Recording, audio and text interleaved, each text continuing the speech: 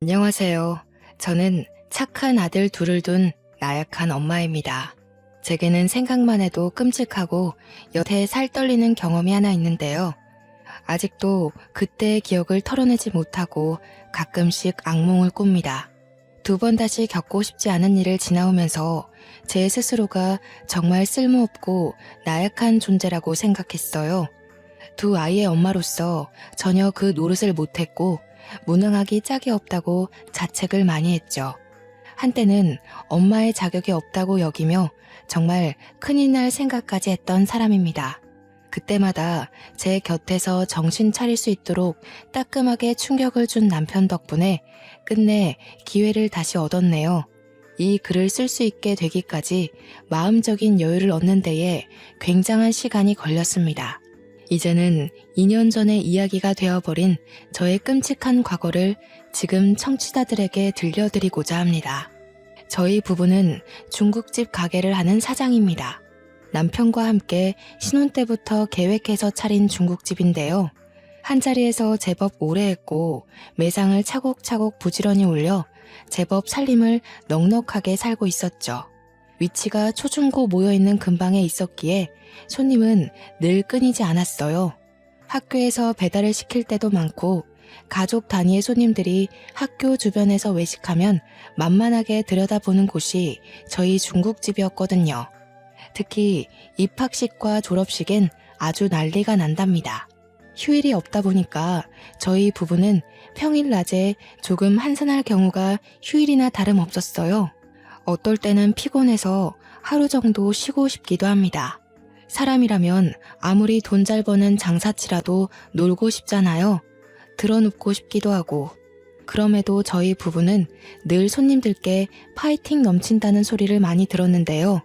저희가 그렇게 힘내서 매출에 신경을 기울일 수 있었던 건 당연히 사랑스러운 두 아들 덕분이랍니다. 저희 애들은 특히 짜장면을 좋아해요. 아들 둘은 매번 부모님이 짜장면 집을 해서 너무 좋다고 해맑게 얘기를 하더라고요. 아들들이 말하기를 자기들 반에서 저희 부부가 제일 갖고 싶은 부모님으로 소문이 났다지 뭡니까. 아들 친구들이 하나같이 저희 아들을 보고 매일 짜장면을 공짜로 먹을 수 있어서 좋겠다고 그렇게 부러워한대요. 자식들이 저렇게 저희를 자랑스러워하고 좋아하는데 저희가 어떻게 힘이 안 생기겠습니까? 자식들만 보면 없던 힘도 생긴다는 저의 친정 부모님 말이 자식을 낳고 보니까 완전 이해가 되더라고요. 건강하게만 자라줘도 너무 좋은데 저희 부부가 또 하나 복받은 게 뭐냐면요. 저희 아들들은 연년생인데도 싸우지 않고 참 사이가 좋았다는 거예요. 쌍둥이처럼 똑 닮아서 사람들이 볼 때마다 쌍둥이 아니냐고 묻기도 하는데 보통은 형제 자매가 그런 소리를 들으면 서로 기분 상해하지 않습니까? 그런데 저희 아들들은 사람들한테 그런 소리 듣는 걸 되게 좋아하고 즐겼다는 겁니다. 형제애가 남다르게 좀 강했어요. 한참 친구들 좋아할 시기인데도 둘과의 약속이 우선인 애들이었다니까요. 둘이서 놀 땐 웬만한 사이좋은 딸아이들처럼 매일 붙어 다니면서 얌전히 불록놀이를 한답니다. 부모라면 내 새끼들이 싸우지 말고 사이좋게 지내길 바라잖아요. 솔직히 둘째를 가지고 성별이 남자아이란 걸 알았을 때 내심 첫째와 자주 싸우게 될까봐 걱정했거든요. 그런데 첫째가 둘째한테 먼저 많이 양보하다 보니까 둘째도 자연스레 그걸 배워서 형을 챙기더군요. 저희가 시킨 적도 없는데 알아서 서로를 챙기고 위해주니 얼마나 뿌듯한지 모릅니다. 둘째가 초등학교를 입학하고부터는 첫째랑 둘이서 학교까지 나란히 같이 다니게 되었는데요. 1살 차이라지만 첫째가 워낙 듬직했기 때문에 저와 남편은 얼른 둘째가 학교를 다니길 기다리고 있었습니다. 둘째가 아직 유치원 졸업을 못했을 땐 늘 제가 일을 하다 말고 데리러 갔었거든요. 일이 바쁠 때 항상 아이 하원이 겹쳤는데 남편 혼자 두고 얼른 나갔다 오는 것도 생각보다 곤란한 일이더라고요. 그런데 아들들이 같이 학교를 다니니까 첫째가 알아서 둘째를 데리고 학교를 하는 겁니다. 이마저도 첫째한테 부탁한 일이 아니었어요. 말 그대로 첫째가 알아서 둘째를 챙겨 나오고 있더군요. 둘째 손을 꼭 잡고 하교를 하는 모습을 보고서 그때 제가 첫째한테 앞으로 동생 챙겨서 와줄 수 있겠냐고 부탁을 했었습니다. 엄마가 이런 부탁해서 미안해. 우리 현중이가 동생 잘 챙겨서 집에 올 수 있지? 엄마 아빠가 너무 바빠서 현수를 못 챙길지도 모르거든. 현중이가 형으로서 한번 책임져 볼래? 그런 건 걱정 마. 현수 마치는 시간이랑 내가 마치는 시간이랑 비슷해서 별로 어렵지 않아. 현수한테도 혹시 먼저 마치게 되면 우리 반에 오라고 했거든. 현수도 알겠대. 우리가 무슨 복이 있어서 이렇게 듬직한 아들들을 낳았을까. 현중이 덕분에 엄마 아빠가 더 힘내서 짜장면 팔 수 있겠다. 고마워 아들. 첫째가 흔쾌히 허락해주는 덕에 저는 남편과 장사에 좀 더 신경을 쓸 수 있었어요. 그리고 저희에겐 이웃이기도 했고 같은 학부모 입장이기도 한 측근 부부가 있었습니다. 저희 가게 옆에 나란히 장난감 가게 하나가 있었어요. 같이 장사하는 입장에서 오다 가다 마주치는 덕에 친해진 이웃들이죠. 그 사람들과는 자녀 학교가 같은지라 학부모 교육이나 모임이 있으면 시간 맞춰 같이 갈 정도로 친했습니다. 유나 엄마, 학교 상담 오늘 윤주 차례지? 우리 아들 순서랑 비슷하게 걸려서 같이 가면 될 것 같은데 시간 괜찮겠어? 그럼요 언니. 나중에 저녁 때쯤 제가 언니 가게 찾아갈게요. 상담 끝나고 차 한잔 할래요? 이번에 저희 외가 쪽에서 콧감 가지고 왔는데 아주 실하고 맛있더라고요. 좀 챙겨드릴게요. 맛있는 거 있으면 늘 나눠 먹고 서로의 자녀들을 내 자녀처럼 돌봐주기도 했습니다. 너무 고맙게도 우리 아들들 생일이 되면 그 집에서 장난감도 하나씩 선물을 해주곤 했어요. 직접 골라서 원하는 걸 갖게 해주었는데 그날만 되면 아들들이 아침부터 기뻐 날뜁니다. 장난감 받는 날이라면서 마치 산타 할아버지한테 선물 받는 것처럼 행복해했죠. 아들이 둘인 저희와 달리 그쪽은 딸이 둘이었는데요. 저희처럼 연년생은 아니었고 첫째 딸이 우리 첫째 아들과 동갑이고 둘째 딸이 아직 유치원을 다니고 있었습니다. 서로 거리가 가깝다 보니까 자연스레 아이들 4명이서 서로를 잘 어울려 놀게 되더라고요. 따로 소개해준 적도 없는데 자기들끼리 이미 친한 걸 보고 역시 아이들 친화력은 남다르다고 생각했죠. 또 아이들 입장에선 얼마나 재미있는 환경이겠습니까? 조금만 왔다 갔다 하면 부모님 가게를 탐방할 수 있고 더 가면 학교 놀이터에서 놀 수도 있고 서로 늦게까지 놀더라도 집이 가까우니 금방 귀가할 수 있으니 말입니다. 저희 아들들은 물론이고 장난감 가게 딸내미들에게도 짜장면을 무상으로 많이 제공해 줬습니다. 맛있는 거 좋아할 나이들이다 보니 딸아이들도 자기 집에 가서 밥을 안 먹고 꼭 저희 가게로 와 중국 음식으로 해결하더군요. 아이들 건강에 해라도 될까봐 제가 나름 조절해서 식사를 챙겨주기도 했네요. 한날은 장난감집 둘째 딸이 짜장면을 먹는데 온 얼굴에 범벅을 해놨더라고요. 어머 유나야, 아이고 세상에, 너희 엄마 아빠가 보면 시겁하겠다. 예쁜 옷도 다 버려놨네. 안 되겠다. 이러고 가면 내가 네 엄마한테 욕먹겠어. 이모랑 같이 씻으러 가자. 저는 그대로 아이를 달랑 들어서 2층으로 올라가 샤워까지 시켰습니다. 옷이 다 더러워져서 당장에 갈아입을 옷은 없고 타올로 둘둘 감고 제 외투로 감싸 안아서 장난감 가게까지 뛰어갔던 걸로 기억합니다. 그때 그 집 가게 사모님이랑 얼마나 웃어댔는지 몰라요. 그 집에서 고맙다고 말하다가도 자기 딸내미 몰골을 보면서 귀엽다고 엄청 사진을 찍었습니다. 지나고 생각해보니 그 당시 참 즐겁고 평화로운 날들을 보냈었네요. 아이들 넷은 주로 학교 앞 놀이터에서 놀곤 했습니다. 아무래도 놀거리가 가장 많은 곳은 놀이터이지 않습니까? 놀이터는 저희 가게에서 횡단보도 하나만 건너면 바로 있어요.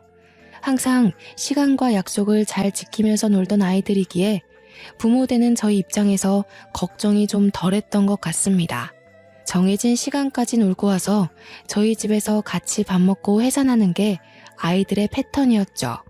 둘째들은 휴대폰이 없었지만 첫째 2명은 휴대폰을 가지고 있었기에 연락이 가능하다는 점에서 어른들이 조금 더 안도했습니다. 그랬기 때문에 아이들에겐 늘 문제가 없었고 매일 같은 일상이라 그날의 실수는 더더욱 상상하지 못했어요. 지금도 당시만 생각하면 그렇게 심장이 떨립니다. 이날 제 목숨이 끊어진 것과 다름이 없는 일이 발생한 것인데요. 한날 장난감 가게 부부를 저희 중국집으로 초대해서 브레이크 타임에 같이 담소를 나누고 있던 적이 있었습니다. 한참 놀고 있어야 할 아이들이 갑자기 허둥지둥 소리를 지르며 들이닥치는 겁니다. 엄마, 아빠, 어떤 아저씨들이 현수 잡아갔어요. 문방구에 유나 젤리 산다고 같이 갔다가 유나가 울면서 혼자 돌아왔는데 현수가 잡혀갔다고 그랬어요. 원래 유나를 데려가려고 했는데 현수가 구해주다가 현수가 잡혀갔대. 우리가 다 같이 가봤는데 이미 현수가 없어져서 못 찾았어. 아이들이 서로 큰 소리로 자기의 의견부터 앞세우고 옆에서 유나까지 오느라 뭐라고 얘기를 하는지 다들 처음엔 바로 알아듣지 못했습니다. 응? 뭐라고? 한 사람씩 얘기해봐. 뭐 재미난 일 있었던 거야? 다들 얼굴에 땀이 장난 아니네. 오늘 단체로 목욕시켜야겠어. 이때만 해도 다들 남편 말에 하하호호 웃기만 했던 걸로 기억합니다. 그런데 엄마라면 자식이 잘못된 상황에 대한 촉이란 게 있잖아요. 그 난잡하고 정신없는 상황에서 제 온몸의 털이 바짝 솟는 겁니다. 남편을 포함해서 장난감 가게 부부들도 아이들을 우선 진정시키는 데에 신경을 기울인 반면 저는 가게를 당장 박차고 나갔습니다. 중구난방한 아이들의 주장에서 제 둘째 아들의 위험한 신호를 알아들었거든요. 제가 가장 먼저 가게를 뛰쳐나왔고 뒤늦게 아이들에게서 상황을 제대로 듣고 따라 나온 남편과 장난감 가게 부부가 식겁하며 같이 뛰었습니다. 저희들 모두는 우리 첫째가 알려주는 곳으로 정신없이 달려갔어요. 그러니까 아이들 말은 골목 쪽에서 차 한 대가 나타났고 원래는 유나를 데려가려 했는데 같이 있던 제 둘째 아들이 그걸 말리다가 아저씨 다리를 깨물었고 그것에 화난 아저씨가 유나를 버리고 제 아들을 잡아갔다. 그렇게 설명을 해주었습니다. 그 말을 듣는데 순간 머릿속이 새하얘지는 게 아니겠어요? 다리에 힘이 풀리고 심장이 내려앉아 정신을 차릴 수가 없더라고요.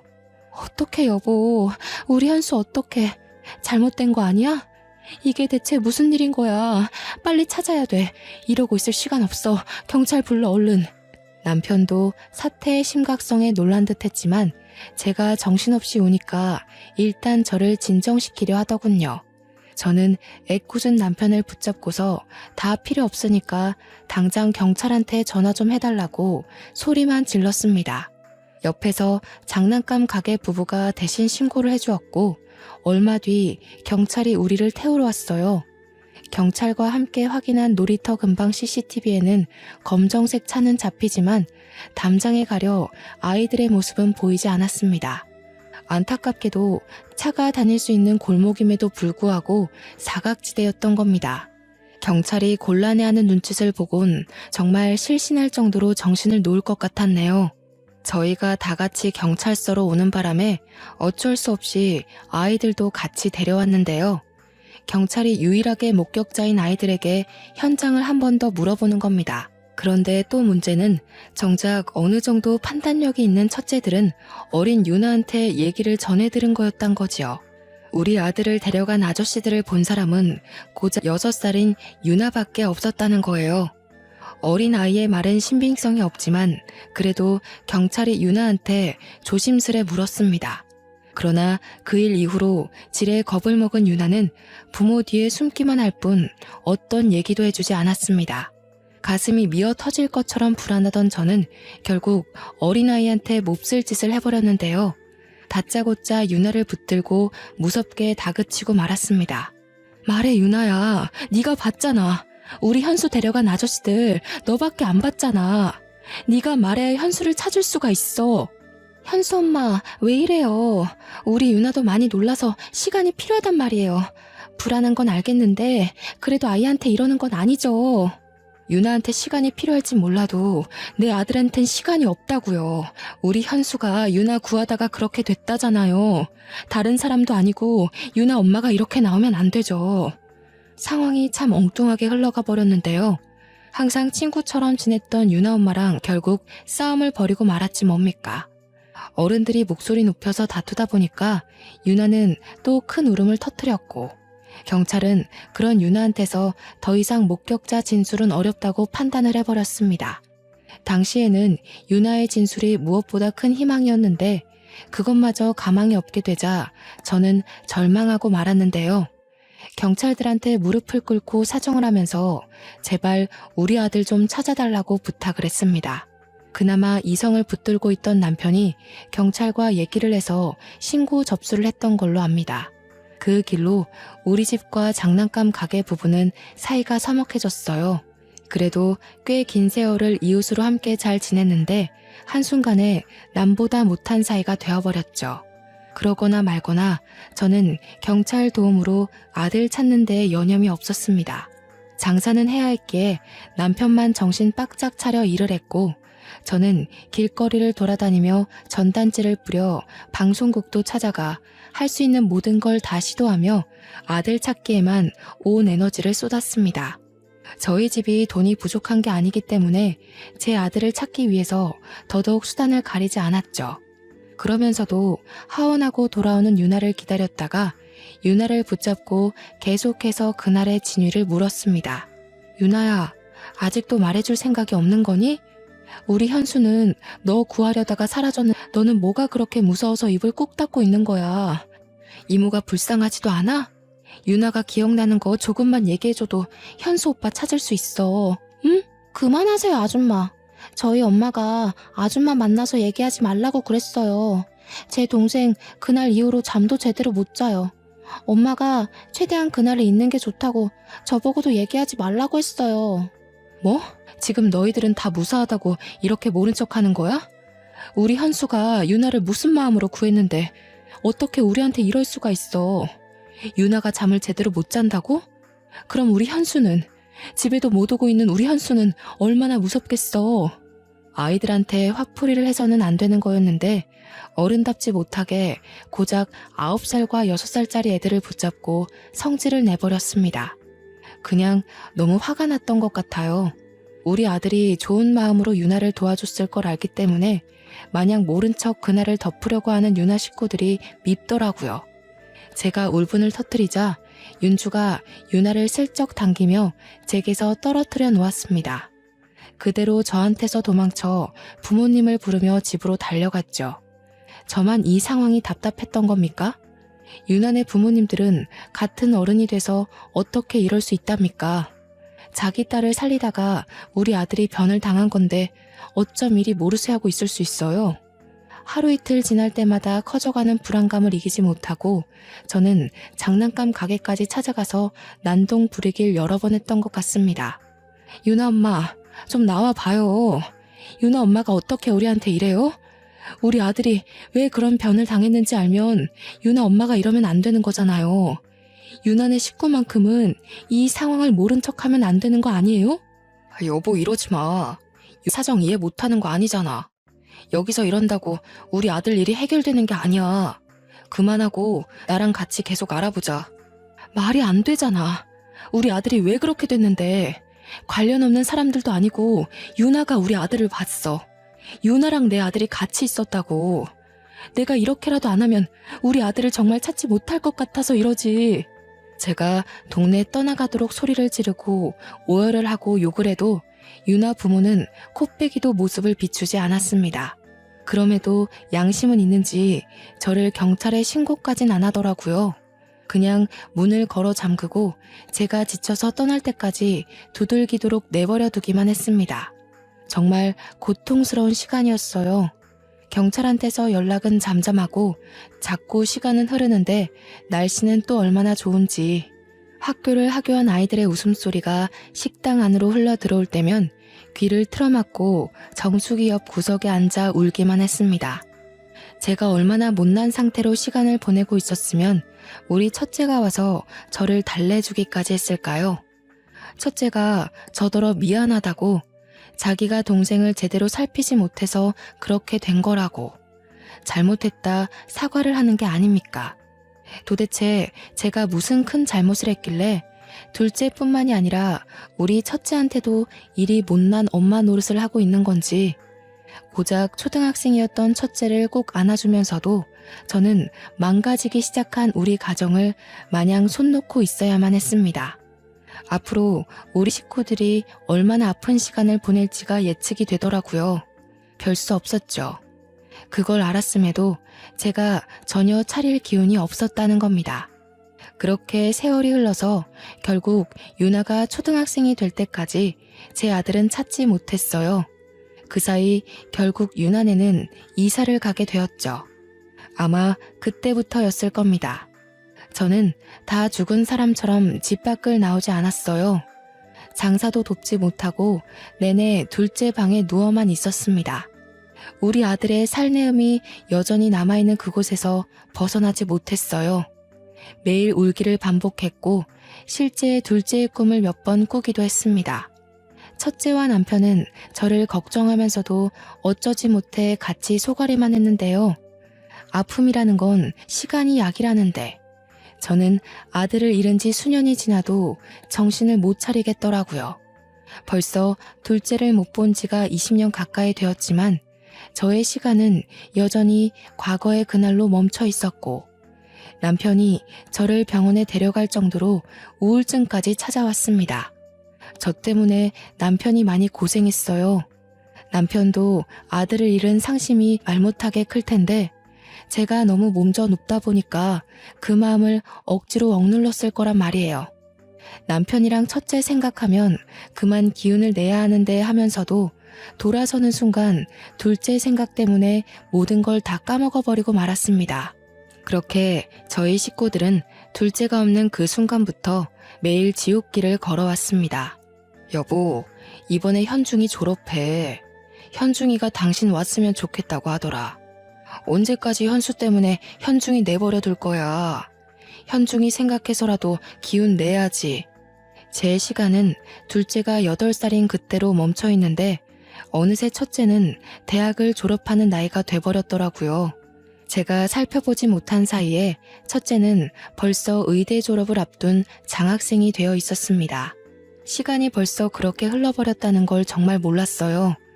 그런데도 왜 나는 여태 둘째를 찾지 못했을까? 내겐 그렇게 수많은 날들이 있었고 기회가 많았는데 왜 무력했을까? 더 힘을 내지 못했을까? 이렇게 모든 생각들이 결국 둘째로 이어지고 끝내 저를 향한 자책으로 연결이 되는데 제가 첫째를 챙길 수 있었을 리 만무하지 않습니까? 저는 남편과 첫째 졸업 이야기를 하다가도 둘째를 어제 잃은 사람처럼 남편 품에서 또 눈물을 흘렸습니다. 나 죽을 것 같아, 여보. 아무래도 안 되겠어. 우리 현중이한테 너무 미안하지만 나 우리 현수 이렇게 보내고 못 살아요. 내가 우리 아들 혼자 있는 걸 이대로 둘 수가 없을 것 같아. 무슨 소리 하는 거야, 지금? 현수를 정말 생각한다면 죽을 것 같은 힘을 억지로 내서라도 내 아들을 기다릴 생각을 해야지. 쓸데없는 생각하지 마. 당신 지금 현수 엄마이기도 하지만 현중이 엄마이기도 해. 이때야말로 제가 정말 진심으로 극단적인 생각을 했던 순간입니다. 그 어린 아들이 누군지도 모를 어른의 손에 잡혀가 낯선 곳에서 혼자 두려움에 떨고 있을 생각을 하니 엄마인 제가 숨을 쉬고 있는 게 너무나도 죄스럽게 느껴졌거든요.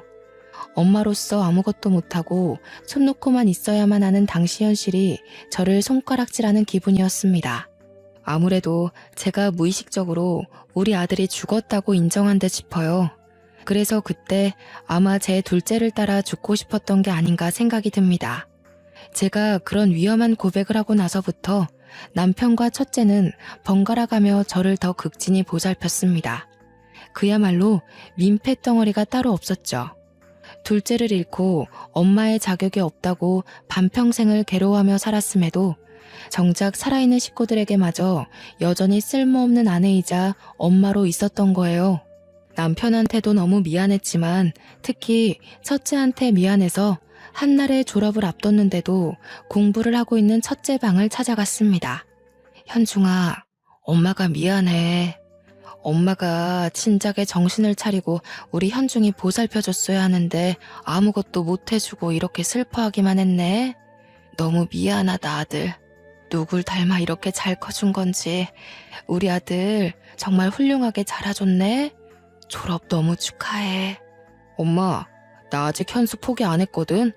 앞으로도 현수를 직접 눈으로 보기 전까지 포기 안 할 거야.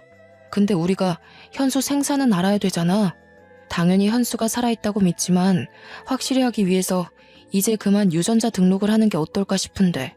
첫째는 자기도 둘째가 돌아오길 나날이 기도하고 있다고 했습니다. 동생을 지켜주지 못했다는 사실에 첫째도 그날이 꽤 트라우마로 남아있는 것 같았어요. 그러면서도 과연 정말로 동생이 살아있을까 그런 걱정 때문에 늘상 무거운 책임을 안고 있는 듯 했죠. 저는 첫째가 하고자 하는 말이 무슨 뜻인지 못 알아듣는 게 아니었습니다. 단지 둘째의 죽음을 받아들이기가 겁이 나서 차마 경찰서에 유전자 등록을 못했던 거예요. 하지만 이젠 정말 때가 왔고 더는 저 하나 때문에 식구들까지 괴롭게 할 수 없다고 생각했습니다. 그래, 그러자. 우리 현수 그만 보내주자. 현수도 이해할 거야. 우리 가족이 현수를 잊지 않고 늘 함께라는 걸 다 알고 있을 거야. 저는 끝내 첫째의 제안을 받아들였고 둘째를 찾는 것에 대해 마지막을 직감하고서 눈물을 터뜨리고 말았습니다. 그렇게 첫째의 도움을 받아 둘째 아들을 신고했던 경찰서로 가서 유전자 등록을 신청했어요. 경찰서에선 국과수에 연결해 신고 당시 맡겼던 둘째의 유전자 데이터가 남아있는지 찾기 시작했고 근 20년을 기다린 아들의 죽음을 오롯이 제가 감당하기 힘들 것 같아 연락받을 전화번호로 남편의 것을 남기고 돌아왔습니다. 돌아오는 길 아들은 학교일 때문에 잠시 샛길로 빠졌고 남편은 장사를 하고 있는 시점에서 저는 학교 놀이터로 방향을 꺾었습니다. 둘째를 잃고 나서 한 번도 와보지 않았던 그 놀이터를 걸으며 우리 아들이 뛰어놀았던 곳곳을 둘러봤어요. 아이의 얼굴이 잊히지도 않고 속속들이 떠오르더라고요. 한 번만이라도 좋으니 마지막 인사라도 해주고 보내고 싶은데 장례도 치르지 못하고 불쌍하게 보내줘야 하는 우리 둘째를 생각하며 저는 겨우 기억하고 있는 추억들을 정리하고 있었습니다. 그러나 이제 그만 놔줘야 된다고 마음을 먹었는데도 불구하고 또 금세 가슴을 쥐어뜯고 말았는데요. 그렇게 한참 동안 쪼그려 앉은 채로 손바닥에 얼굴을 묻고 있다가 잠깐 고개를 들었습니다.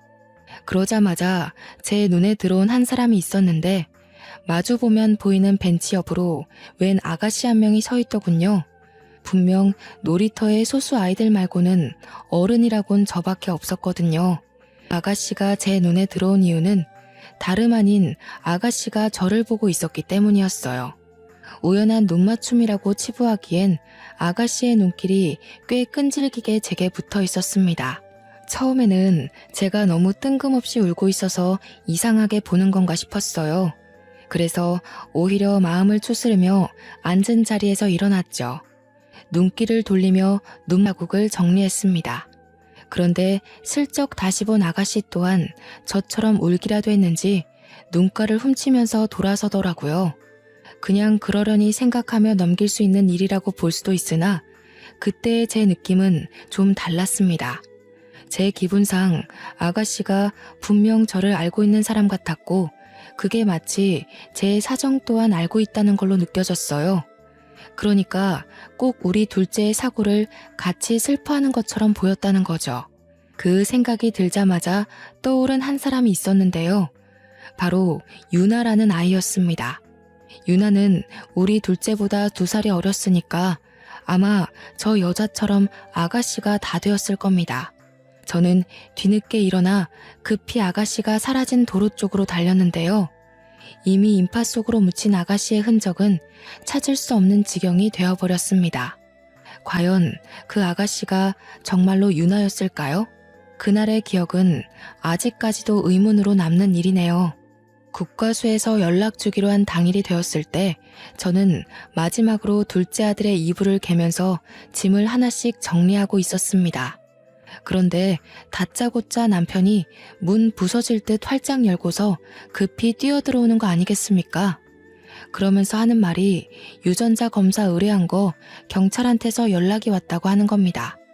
남편이 제 손을 꼭 잡고 눈물을 보이면서 하는 말에 저는 또 한 번 머릿속이 텅 비워져 버렸습니다. 여보, 현수가 살아있대. 경찰이 지금 위치 파악 중이야. 어떻게 이럴 수가 있지? 우리 현수가 정말 장하게 버텨준 거야. 거 봐. 우리 아들 살아있을 거라고 했잖아. 이제 다 끝났어. 여보, 더 이상 마음고생 안 해도 돼. 정말 고생했어. 남편의 말을 듣는데 지금 제가 꿈을 꾸고 있는 건지 판가름하기까지 오래 걸렸습니다. 남편이 울면서 저를 품에 안아주었을 때야 저는 모든 사실을 실감했죠. 그게 정말이야? 정말 우리 아들이 살아있대? 어디? 치리대. 당장 가봐야겠어. 여보, 나 좀 아들한테 데려다줘. 경찰이 연락 줄 거야. 아마 하루 정도는 걸릴 거라고 했어. 이제 막 추적 들어갔다고 찾는 건 지금부터래. 아마 살아있을 가능성이 크다고 했어. 남편 말대로 둘째를 찾은 뒤에 연락을 주겠다던 경찰은 하루가 지나서 다음날 아침에 전화를 해주었습니다. 진작에 일정을 정리해놓았던 저희 가족은 모두 경찰서로 정신없이 갔어요.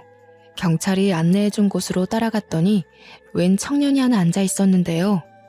좀 꾀지지하긴 했으나 우리 둘째가 맞다는 걸 단번에 알아봤지 뭡니까. 너무 많이 커버렸지만 제가 바로 알아볼 수 있었던 이유는 바로 첫째와 쌍둥이처럼 똑 닮은 얼굴 때문이었습니다. 현수야, 아이고 감사합니다. 하느님 너무 감사합니다. 우리 현수 고생 많이 했지. 엄마가 늦게 찾아서 미안해. 이렇게 살아있는 줄도 모르고 엄마가 더 노력하지 못했어. 고맙다. 있어줘서 고마워.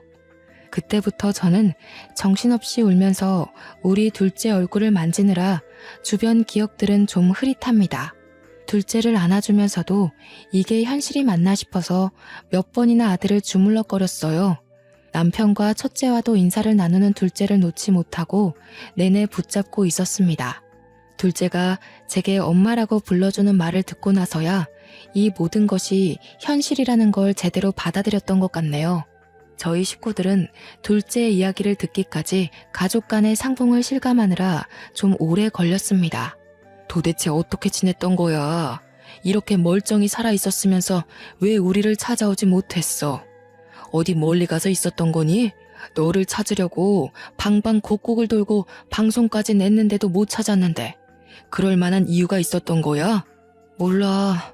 살았는지도 모르겠고 집에 어딘지도 기억이 잘 안 나고 그냥 깡패 아저씨들이 도망가면 가만 안 둔다고 해서 시키는 대로 있었어.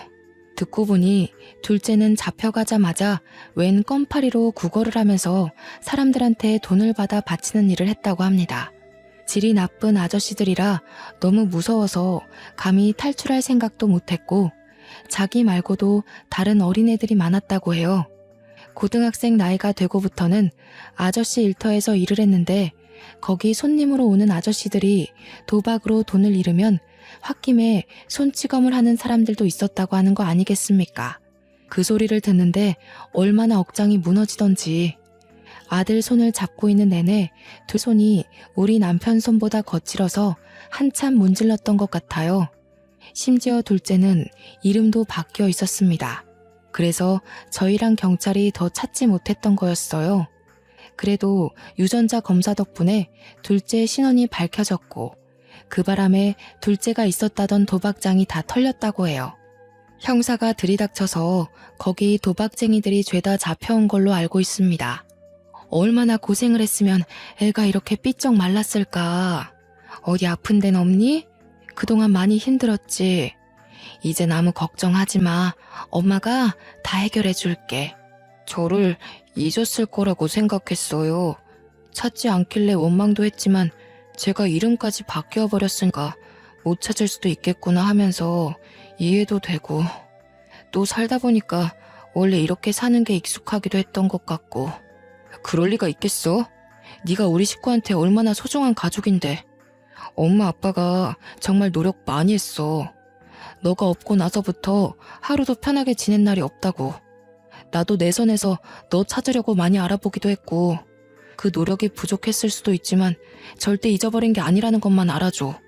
둘째가 저희 부부에겐 존댓말을 썼지만 첫째한테는 그래도 반말을 하더라고요. 부모와의 애와 형제의 애가 다르다는 게 이런 부분에서도 뭔가 작용하나 봅니다. 둘째는 형이 주는 손길을 잡고서 내내 참고 있던 눈물을 터뜨렸어요. 부모도 부모지만 형과의 추억이 제법 길고 강하게 남은 것 같아 그마저도 얼마나 다행인지 몰라요. 그렇게 한참을 가족끼리 대화를 나누고 있는데 중간에 경찰이 오더니 둘째한테 무언가를 보여주더라고요. 다행히 몽타주가 잃지 않은 사람도 같이 잡혀왔네요. 보아하니 상습범이더라고요. 배현수 씨 잡아간 사람 이렇게 생긴 사람 맞나요? 둘째는 형사가 보여주는 몽타주를 보면서 완전히 똑같은 건 아니지만 대충 그렇다고 했습니다. 실 사진도 아닌데 몽타주만 보고도 둘째가 겁을 먹더라고요. 그래서 제가 아이의 손을 더 세게 잡아주었죠. 헌데 경찰이 보여주는 몽타주에서 좀 의아한 부분이 있었습니다. 이건 저만 그렇게 느낀 것이 아니라 식구들 모두 이상하게 생각한 부분이었는데요. 저희 사건에는 어린아이 유나 말고는 목격자가 없었지 않습니까? 목격자가 더 있었다면 한참 경찰들이 사건을 파헤칠 때 드러났을 겁니다.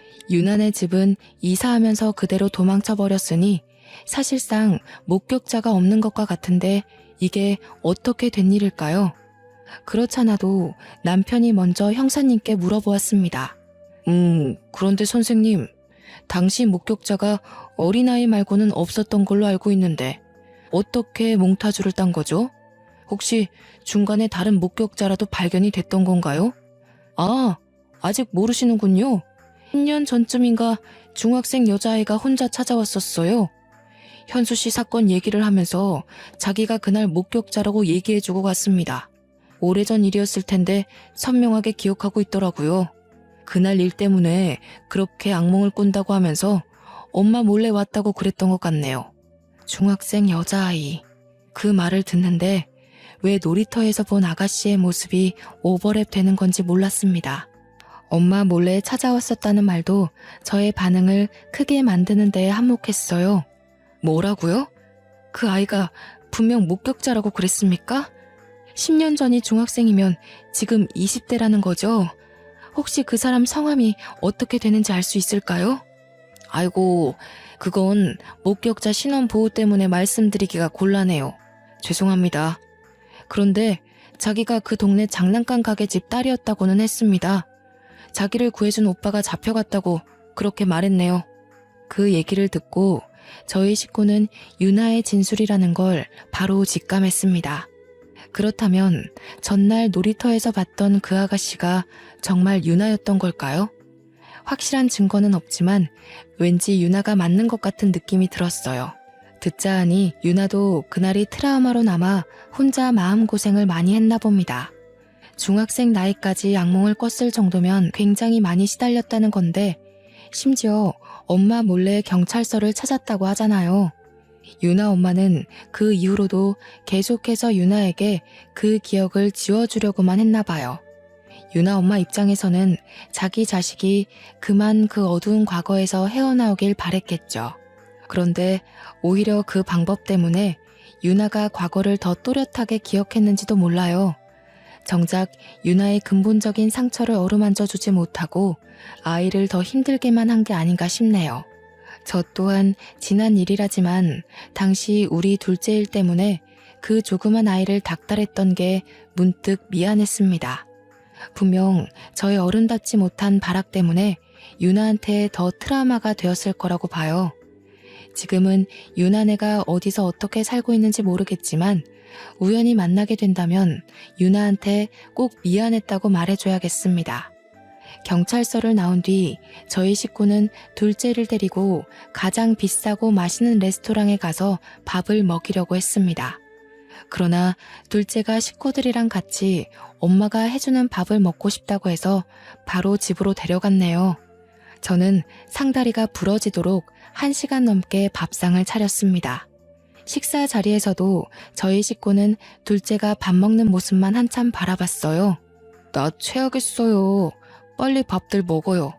나도 울고 싶은 거 엄청 참고 있거든요. 그러니까 이제부터 그만 울기야. 지금까지 서로 얼마나 많이 울었겠어요. 만나서까지 울지 말아요, 우리. 이제 서로 웃기만 해요. 그래, 그러자. 그래도 이 말은 꼭 해주고 싶네. 이렇게 잘 버텨줘서 너무 고맙다. 앞으로 하고 싶은 일, 사고 싶은 거 있으면 형한테 말해. 형이 다 해줄게. 누구보다 힘들었을 우리 둘째가 앞으로 사회에 정상적으로 재기할 수 있도록 저희 식구는 지원을 아끼지 않을 생각입니다. 저는 아직도 이게 꿈인지 생시인지 가끔 몰라서 자다가 새벽에 일어나 둘째 방문을 열어봐요. 벌써 이 일이 2년 전이 되었음에도 한번 둘째와 못해봤던 추억들을 나누려면 또 다른 의미로 정신이 없을 것 같습니다. 그렇게 지내다 보면 자연스레 저의 불안한 증세도 많이 완화되겠죠. 기적처럼 제 품으로 돌아와준 우리 아들의 이야기를 쓰면서 과연 제가 글을 잘 마무리할 수 있을까 싶었는데 벌써 마지막 인사를 할 차례네요. 이곳에 제 아픔을 풀기까지 오랜 시간이 걸렸다고 말씀드렸는데요. 나름 여기다 정리를 해보니까 지난날보다 제가 많이 안정되었다는 걸 느꼈습니다. 좋네요. 이런 기회를 통해 제 안에 있던 온전한 트라우마를 꺼내놓은 기분이에요. 너무 감사한 시간들이었고 꼭 아픈 사연이 아닌 기가 막히게 행복한 사연들도 여기다 써보고 싶은 마음입니다. 이런 좋은 기회가 존재하는 것도 다 감상해주는 청취자분들이 존재하기 때문이겠죠. 청취자분들의 관심 덕분에 저뿐만 아니라 모든 사연자들이 치유를 받고 가는 게 아닌가 싶습니다. 오늘도 역시 또 하나의 사연을 경청하여 들어주셔서 감사하고요. 하시는 일 늘 번창하시기를 바라겠습니다. 그럼 이만 인사드릴게요.